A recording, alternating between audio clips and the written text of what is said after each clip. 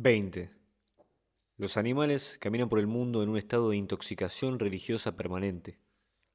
Esta es la condición natural de la mente y del intelecto, de la percepción momento a momento del ser humano también. Escuché a algún imbécil informático decir que la religión es la realidad virtual más antigua, para justificar su industria fraudulenta. No, el estado despojado del espíritu y del intelecto, donde caminas desmitificado y desencantado, ese sí es el estado de la realidad virtual, y es una condición terrible. Durante el período más largo del que hoy tenemos conocimiento, durante cientos de miles de años en el Paleolítico, los humanos caminaban, como los animales sanos, en un estado que hoy llamaríamos delirio religioso, pero que de hecho es el estado por defecto de toda vida consciente y semicontenida. Incluso mucho después de la llegada de la civilización, muchos continuaban en este estado, o al menos lo hacían en tiempos especiales del año, durante festividades en las que el hombre recuperaba su condición libre y natural. Fue la civilización, y en particular la civilización agrícola, la que prohibió esta condición y sumió a la mayoría de los humanos en un estado semipermanente de represión o depresión. Que esto sea coherente con, e incluso un prerequisito para, las grandes obras y el desarrollo de una civilización superior y una cultura más alta no debería sorprenderte. La mayoría de la humanidad también sufrió terriblemente en sus cuerpos con la llegada de la agricultura, el trabajo agotador, la desnutrición que se revela en la menor estatura y complexión más débil de los esqueletos de los agricultores, la destrucción de sus dientes, la atrofia de sus cerebros y otros órganos. La agricultura permitió una fuente estable de alimento, un incremento en el número de personas y sobre todo el sostenimiento de una élite, libre de estos padecimientos, que vivía parasitariamente sobre los muchos. Pero la agricultura rompió al animal humano y lo domesticó. ¿Comprendés entonces que es esa la visión desencantada del mundo? Me da risa la visión secular, la visión desencantada del mundo, que en realidad es la visión o el estado de ánimo del campesino roto. La ciencia, supuestamente su contenido, ni siquiera es relevante acá. 21. Mi actividad favorita es caminar por la ciudad durante el día completamente borracho, por las calles concurridas o por el paseo junto al mar o al río, con un recipiente que tal vez parece té helado o agua, pero está lleno de alcohol. Por la noche no lo disfruto tanto, pero durante el día, caminar en un estado de gran entusiasmo y energía alimentado por el licor, o mejor aún, algún tipo de vino que te energiza con una rabia sagrada y grandiosa. No me refiero a rabia de verdad, porque por dentro me estoy riendo, pero me encanta andar así, ver a la gente, abordar extraños de todas las formas posibles. Nada me resulta más entretenido. Muchas veces me he preguntado en esos momentos cómo sería y cuán bendita sería la vida si pudiera sentirme así todo el tiempo sin tener que tomar y sin pagar el precio. El alcohol, por cierto, nunca debería usarse para aliviar el estrés porque después, cuando baja el efecto e incluso al día siguiente, hay un aumento del cortisol que empeora los sentimientos desagradables. Pero me preguntaba cómo sería sentirme así constantemente, y que seguramente deben existir, o haber existido, personas que viven así. ¿Acaso no nos dicen que este mundo está lleno de mutantes? ¿Por qué no uno que viva perpetuamente con este tipo de euforia? Pero aún más, ¿por qué no solo una emoción, o solo un conjunto de emociones? Me he preguntado en esos momentos cómo sería la vida si uno estuviera poseído solo por un sentimiento específico.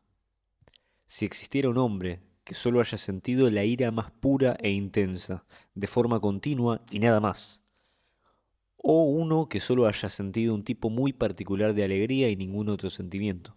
Incluso ciertas formas de tristeza hacen que la vida sea hermosa y pueden ser impulso para grandes cosas. Incluso el pánico es mejor que la insensibilidad promovida en nuestra época. ¿Qué sería una criatura que solo haya sentido una cosa así? ¿Sería un monstruo? ¿O un dios? ¿O en cualquier caso estaría poseído por un dios? 22. ¿De verdad crees que los hombres de genio o digamos los hombres de ciencia en la historia, iban por la vida con la cabeza despejada, desencantados, razonables, con esa actitud de mojigato apretado propia del culto cientificista y materialista? Ningún gran descubrimiento se ha hecho jamás por el poder de la razón. La razón es un medio para comunicar, imperfectamente, algunos descubrimientos a otros. Y en el caso de las ciencias, un método para intentar volver esa comunicación más cierta y precisa. Pero nadie ha hecho un descubrimiento mediante silogismos, mediante la razón, mediante esta forma improvisada de transmisión. Los grandes matemáticos veían relaciones espaciales, al igual que los grandes físicos veían, y en cierta medida sentían relaciones físicas. En la contemplación de las formas matemáticas hay casi una sensación física de las relaciones geométricas, y toda la matemática de fondo trata de relaciones geométricas, incluso cuando no lo parece. Compará la demostración euclidiana del teorema de Pitágoras, basada en silogismos, que no te ayuda a comprender nada de lo que realmente está ocurriendo, con la demostración visual de los tres cuadrados, que te hace percibir físicamente incluso tu cuerpo, porque ese teorema es verdadero. Gauss, tan amado incluso por los tediosos duendes cientificistas que hasta Google le dedicó un dibujito, es famoso por haber dicho algo como, ya lo tengo, ahora tengo que conseguirlo. Es decir, había visto y sentido la relación espacial fundamental que estaba buscando, pero ahora tenía que traducirla al lenguaje imperfecto de las matemáticas para lo demás. Así, toda la matemática y toda la ciencia en general, la matemática es solo el prototipo y la más precisa de las ciencias, se trata de las definiciones, no de la demostración, ni del proceso, ni absurdo del algoritmo. Todos los grandes descubrimientos científicos, supuestamente grandes obras de la razón, son de hecho el resultado de intuiciones y de captaciones repentinas de ideas. Y todo este aprehender repentino depende de lo que en circunstancias llamaríamos una especie de intoxicación religiosa. Depende de un estado mental donde la parte perceptiva del intelecto está absolutamente enfocada, límpida, pero impulsada por la más implacable energía, una energía para penetrar. La percepción directa ya está intelectualizada y de hecho es mucho más cercana a la inteligencia innata de las cosas que a los silogismos cerebrales. Ningún científico que valga algo jamás ha sentido orgullo por haber resuelto un problema usando algoritmos o prueba y error. Sí, las feministas tienen razón en que la ciencia es patriarcal en este sentido, que es una violación de la naturaleza. Los verdaderos científicos como Galois son monstruos de verdad, y la preponderancia de hombres en las ciencias duras se explica por esta orientación del carácter, así como por el hecho de que las mentes de los hombres, más que las de las mujeres, son capaces de enfocarse sostenidamente en una sola cosa. Las mujeres son mejores en la multitarea. Hay mujeres que fueron grandes científicas, pero al igual que las mujeres que fueron grandes ajedrecistas o poetas, probablemente eran algunas lesbianas espirituales. 23. El campesino moderno simplemente reemplaza los prejuicios artificiales de las supersticiones y los cuentos de viejas del pueblo por las supersticiones de la ciencia, que recibe ya digeridas de las autoridades de los divulgadores populares. Los ama porque cree que le otorgan las comodidades materiales mediante la tecnología. Es un adorador de un culto cargo. No sabe nada de lo que implica un descubrimiento científico ni de cómo se transmite su contenido entre los científicos. Solo tiene una imagen propagandística de algunos de sus resultados. No es diferente a la creencia de la gran magia, que es como muchos pueblos primitivos conciben la ciencia, la gran magia del hombre blanco. Ni siquiera el contenido de la ciencia es el verdadero problema, ya que podría tener tanta utilidad como cualquier otra religión popular. El problema es el marco espiritual en que coloca al adepto. Lo hace pensar que tienes poder sobre los procesos de la naturaleza, cuando en realidad aún se entienden muy mal. Al eliminar el miedo primitivo, el único tipo de asombro que verdaderamente conmueve a las masas, inyecta una mezcla tóxica de autocomplacencia, arrogancia, brutalidad y fanatismo. todo apenas contenido bajo la superficie mientras los tiempos son buenos. La ciencia, como religión popular, no ofrece verdadero consuelo, sino que alimenta un falso orgullo, un orgullo en escupirse a uno mismo. ¿Te suena conocido? A las mujeres debería sonarles muy familiar. De hecho, vuelve a las masas aún más serviles ante las autoridades que supuestamente comprenden y manipulan la tecnología. Ese es su propósito, lograr que las masas se sometan, lo cual no sería malo si no fuera porque se están sometiendo a los señores de la mentira. Por todo esto se entiende por qué la ilustración nunca podrá concretarse realmente. Pero también se ve por qué los críticos de la ilustración, como muchos de los seguidores de Heidegger, toman el camino equivocado. Tienen razón cuando afirman, en pocas palabras, que el carácter innato de cada hombre es de algún modo único, que su biología es más particular que la de los animales, más uniforme. Unas hormigas obreras o dos moscas de la fruta tendrán exactamente la misma configuración innata, pero los humanos son todos ligeramente distintos. De esto extraen la conclusión de que ningún camino común puede servir para todos, que el único camino auténtico es el que surge desde las necesidades internas del individuo. Todo seguimiento de un código externo, religión o ideología es inauténtico y representa una forma de control mental. La adopción de pensamientos ajenos que resultan inapropiados para tu metabolismo, tu biología, tus condiciones particulares de crecimiento o florecimiento. Y sí, es cierto, Nietzsche fue tan lejos como para evitar leer a otros, para no contaminar su mente. Y era un mutante con una biología muy singular. Estos tipos suelen serlo. Y tenía razón al afirmar que para ellos la fisiología y la dieta pueden ser el campo de estudio más urgente. Pero nunca olvidó que el hecho fundamental de la naturaleza es la desigualdad, y eso es algo que los seguidores de Heidegger y el propio Heidegger, en gran medida, olvidan por completo. Es una locura pedirle al hombre común y corriente que forje su propio camino, su propia religión. La mayoría encuentra sentido y consuelo solo en la sumisión. Y está bien que así sea, no deberían ser avergonzados por ello. Gran parte de la idiotez moderna se basa en hacer sentir mal a quienes obtienen verdadero placer en obedecer. La larga cadena del ser se mantiene unida mediante el mando y la obediencia. Las masas no son tan distintas entre sí, ni sus condiciones de vida tan diferentes. Al final, tú también, por muy especial o genio que seas, estás ligado al hombre común por muchos lazos biológicos, de modo que ambos harían bien en prestar atención a lo que es común, sobre todo lo que concierne al cuerpo. El cuerpo no es algo privado, el cuerpo individual probablemente está enfermo. El cuerpo universal, el tipo correcto descubierto por la ciencia y el arte griegos antiguos, no es algo que desarrollarás alimentando tus peculiaridades individuales, tus caprichos o tus ridiculeces.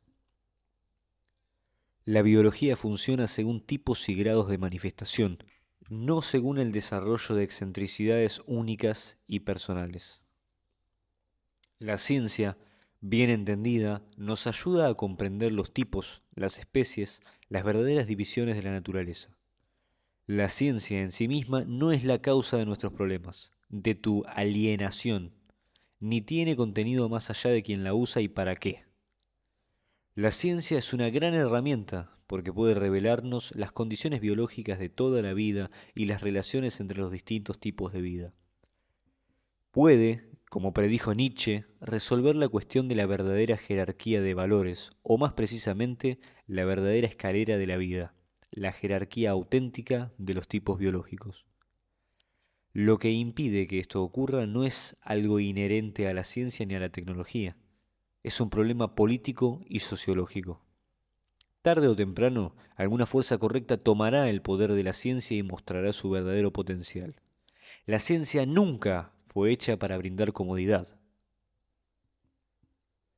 24. No hablo sobre si Dios existe. No lo sé. Nunca he sentido nada al respecto ni para un lado ni para el otro. Me he sentado en templos y casas de culto, pero nunca sentí nada. Me aburrían hasta el sueño. Incluso la novedad de un templo budista o hindú se desvanecía muy rápido. Disfrutaba del espectáculo, pero podía ver que esos sacerdotes no eran más que otra forma de maquinaria. Siempre me aburrieron. ¿Cómo podrían las cosas verdaderamente secretas, ocultas y valiosas tratarse de doctrinas y más charla? Pero, y no entiendo por qué la gente junta estas dos cosas, porque para mí nunca tuvieron nada que ver, incluso de niño sentía que cada objeto estaba habitado por una sombra o espíritu misterioso. Le rendía honor a ciertos juguetes y a objetos que encontraba afuera, y los escondía con cuidado. Nadie me enseñó a hacer eso. Encontré un animal muerto y lo enterré con ceremonia. Siempre sentí que podía hablar con los animales, que eran mis hermanos y hermanas. Este animismo es la religión natural del hombre, y aparece incluso en el niño que se le deja jugar solo. Recuerdo con cariño a un pequeño perro blanco bajo los matorrales de glicinas que crecían sobre chapas oxidadas, y creo que ese perro me ha seguido en distintas formas toda mi vida. Pero estoy casi seguro de que los dioses existen, y en cualquier caso, el argumento contra el Dios único no es el mismo que contra los otros dioses. En todos los ataques de Sam Harris, Hitchens y los nuevos ateos no hay realmente nada nuevo. No solo quieren expulsar la religión de la vida pública, sino que buscan entrar en tu mente y reemplazar cualquier vestigio de religiosidad organizada contra su propia religión organizada y muy estúpida. Si tienen éxito, es porque el monoteísmo se excedió. Hizo afirmaciones tan grandiosas que cuando esas afirmaciones fueron abandonadas, dejó la impresión de que no hay nada más que la ciencia, y porque por supuesto nadie realmente entiende porque no es más que un método. Hubiera sido mucho más honesto aceptar el escepticismo, pero claro, nunca te dejarían llegar a esa conclusión lógica. Aún así, olvida por un momento todas las afirmaciones sobre Dios, sobre la creación de la materia desde la nada, lo cual contradice toda intuición y toda observación directa que tú mismo puedes hacer. Ni siquiera necesitas ciencia para eso. Paglia lo dijo una vez, que la verdadera novedad del Dios único era que creó el mundo con palabras. Qué distinto de todos los otros mitos de la creación. Todos los paganos sabían que el mundo era eterno y que su condición actual era el resultado de ciclos de nacimiento, renacimiento, regeneración, copulación. Los japoneses incluso tienen mitos donde los dioses defecan sobre los campos para hacerlos fértiles. Qué apropiado. Hace que muchas otras cosas de la cultura japonesa resulten más comprensibles. El monoteísmo, especialmente su variante intelectual o deísta, hace todo tipo de afirmaciones sobre la legalidad de la materia, el diseño inteligente, etc. Está, en realidad, mucho más cerca de la ciencia, que pretende refutarlo, que del paganismo original de toda la humanidad. Buena parte de esta historia convierte el tiempo en una línea y hace que la materia dependa de una deidad o creador externo. La creación de la materia desde la nada, la creación de tu alma desde la nada. La materia es muerta, de algún modo homogénea, y su sentido es divino solo en el sentido en que refleja la creación de un Dios externo, o más bien, las leyes que éste impuso para gobernarla. Esto se siente incorrecto. Va contra la percepción inmediata del mundo, y por eso requiere fe, un concepto desconocido para los antiguos paganos de todas las culturas. Por esta razón, los romanos consideraban a los cristianos y a los judíos como indistinguibles de los ateos. Esa es una visión muy diferente, y como tal, no hay ninguna razón científica por la cual debas descartar la existencia de seres más fuertes, superiores, más inteligentes, más magníficos que nosotros, dotados de poderes que a nuestro entendimiento se nos parecen como mágicos. La única razón que se me ocurre para descartar esto es la refutación humorística de Schopenhauer, que cualquier ser con inteligencia superior a la del hombre ya se habría abolido a sí mismo hace tiempo. Pero si no crees eso, ¿qué otra razón habría?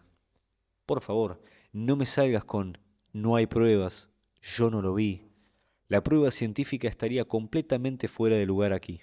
De hecho, existen muchos relatos de hechos extraños registrados por múltiples personas. tanto como se puede registrar cualquier otro evento. Pero eso carece de sentido científico. Es un caso de, entre comillas, no aplicable. Si algún dios travieso de los más bajos, de los que abundan en este mundo, algún goblin púrpura de cara maliciosa se apareciera ante un pedante con bata blanca, el científico se convencería de que está alucinando. Y de todas formas, si no se puede estudiar, someter a pruebas, a experimentos replicables por otros, entre paréntesis, un estándar que de todos modos ha sido abandonado en muchos campos últimamente, cierro paréntesis, su existencia no caería bajo el poder de la, entre comillas, ciencia en absoluto. ¿Y qué dirías de los antiguos relatos que dicen que tales criaturas se le aparecieron antes a los hombres y que tal vez todavía lo hagan? ¿Por qué habrían de mostrarse a vos? La debilidad y falta de espíritu del hombre moderno, ningún dios se presentaría ante tales criaturas para ser ridiculizado. ¿Por qué? Recordá por qué los jóvenes del cuento de Mishima sobre la Liga del Viento Divino se inflamaban de pasión y rabia en nombre de los dioses inmortales. Sabían que, sin ellos, sin la casta de guerreros, los muchos olvidarían a los dioses. Estos se volverían espíritus impotentes escondidos entre los juncos, objetos de superstición, de burla. Los verdaderos dioses tienen una clase de poder, pero no el tipo de poder que la mayoría imagina. ¿Por qué habrían de preocuparse por la humanidad? Son raros y preciosos, y es el hombre quien debe buscarlos, reconocerlos y honrarlos.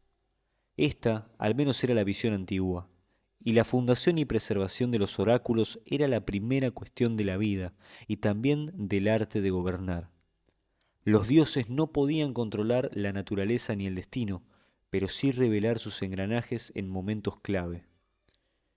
Si un dios se te apareciera hoy en un sueño, ¿tendrías la energía interior y el poder para honrarlo y cumplir su voluntad en el mundo? ¿O, castrado por la colmena mental moderna del esclavo, lo desecharías y a vos mismo como irreal o indigno? Cuando en verdad lo que carece de realidad es el insecto moderno y su palabrerío.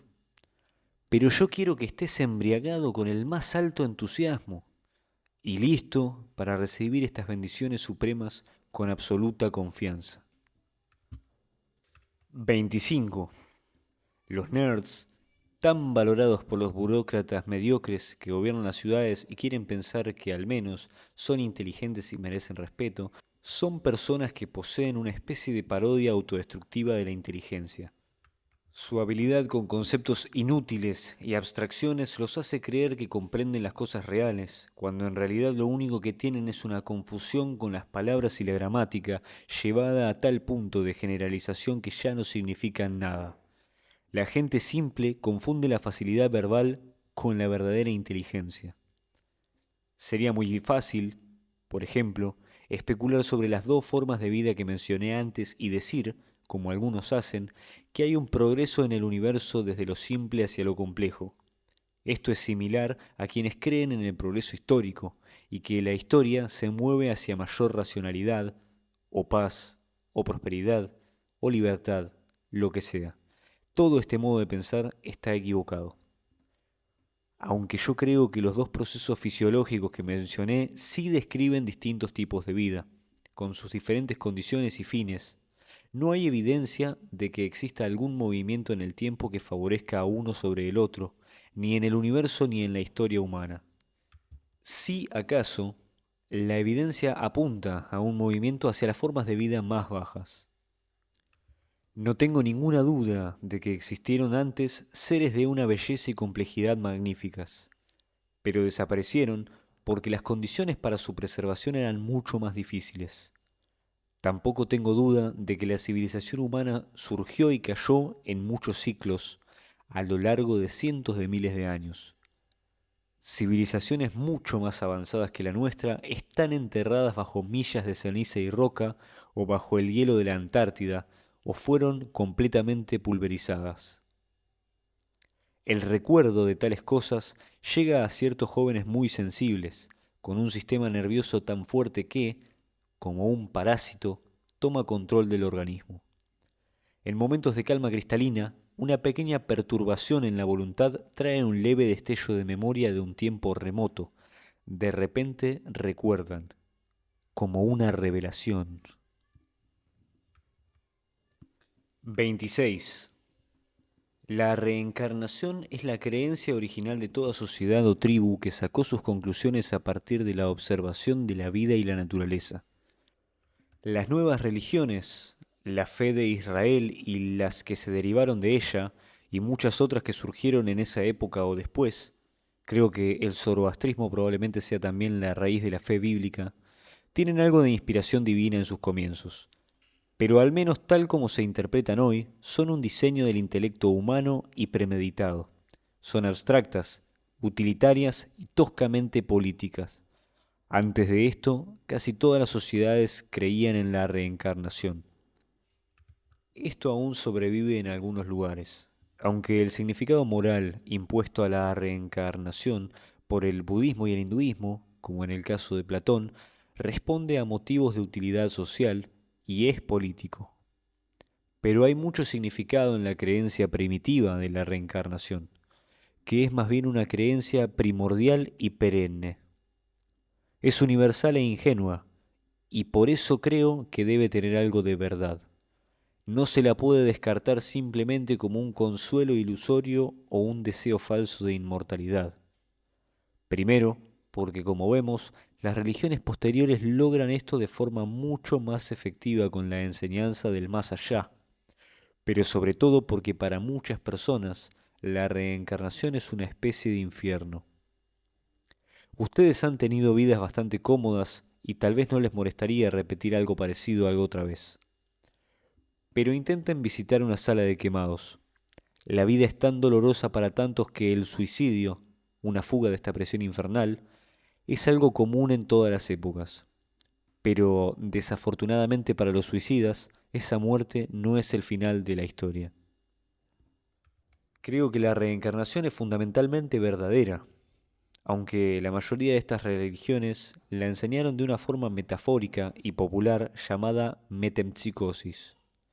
Esta es la creencia de que el alma, la supuesta, entre paréntesis, pero falsa, unidad de voluntad e intelecto, renace completamente. Esto es falso. El intelecto es una cualidad puramente física, como la fuerza muscular, y no puede renacer, entre comillas, más de lo que tus músculos pueden literalmente renacer. No sos, en lo esencial, tu intelecto. Esto es imposible, aunque casi todos los modernos lo asumen así, incluso cuando dicen lo contrario. Hablan con la boca llena de supremacía de los deseos o del determinismo biológico, pero siguen creyendo que son sus intelectos, solo que atrapados por la carne, la materia, los genes, una, entre paréntesis, programación biológica. Esto es falso, y no es el intelecto lo que reencarna. Te voy a decir qué es lo que sí. Toma una mosca de la fruta o una hormiga obrera. Este tipo de ser está muy cerca de la vida vegetal en algunos aspectos. Tiene un intelecto muy primitivo, un sistema nervioso muy simple. Hay formas de comportamiento innatas, de reaccionar ante ciertos estímulos, deseos y orientaciones inscritas, entre comillas, en la sangre. Y cuando matas a una hormiga, la que está al lado es idéntica en este sentido. Su renacimiento es, entre comillas, instantáneo, porque la hormiga tiene una voluntad que se comparte uniformemente en su tipo dentro del hormiguero, y por eso es persistente y duradera. Una vez que muere la reina, la siguiente reina es indistinguible de ella en eso que Schopenhauer llama la voluntad, lo que él dice que es la forma innata de querer, y que en un sentido muy literal es una, entre comillas, reencarnación de esa misma cosa.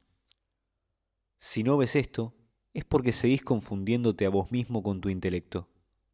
Pero esa parte de vos que en verdad sos, persiste incluso cuando tu intelecto duerme, e incluso si sufrís una amnesia total. Si dudas, pregúntate esto. Alguien que amás, si tuvieras que elegir, ¿Preferirías que olvidara todo pero siguiera comportándose como siempre lo conociste? ¿O que recordara todo pero tuviera un cambio total de personalidad? Esta pregunta es fácil de responder. Si amás a alguien solo por lo que sabe o recuerda, todos saben que eso es una traición, porque eso no es quien es. Y de hecho, no existe tal cosa como un cambio radical de personalidad. Las formas de vida inferiores son casi uniformes en su voluntad o formas innatas de actuar, y además son muy simples. En el caso de amebas, levaduras y similares, no están muy lejos del comportamiento de las fuerzas naturales, como la gravedad, que es completamente uniforme y persistente. Una vez muertos, renacen de inmediato, y de hecho viven simultáneamente en numerosos cuerpos. Para animales superiores y más diferenciados, esta voluntad aparece más definida para cada tipo, especie y finalmente para cada ejemplar individual en el caso del humano. Pero esta realidad biológica, independientemente de lo que se sepa, recuerde o decida conscientemente, es una cuestión de la sangre y del cuerpo, y ese mismo ser, cosa o voluntad, llámalo como quieras, va a renacer de la misma forma. En otro tiempo, pero esta misma manera particular de desear y comportarse que hay en vos volverá a surgir. Ese es el verdadero significado de la reencarnación. Y con la superpoblación humana de nuestra época, tendríamos que preguntarnos si ese mismo ser vive ahora en múltiples cuerpos a la vez. ¿De dónde vienen todos estos seres? Algunos han dicho que estos nuevos miles de millones, entre comillas, humanos, que en una vida anterior deben haber sido levaduras, amebas, langostas u otros insectos que nacen por millones en cada estación. Me gustaría que eso fuera cierto, pero creo más bien que en épocas anteriores la humanidad también se multiplicó hasta alcanzar miles de millones o incluso más. Y además, no tengo dudas de que todo el universo está lleno de vida de todo tipo.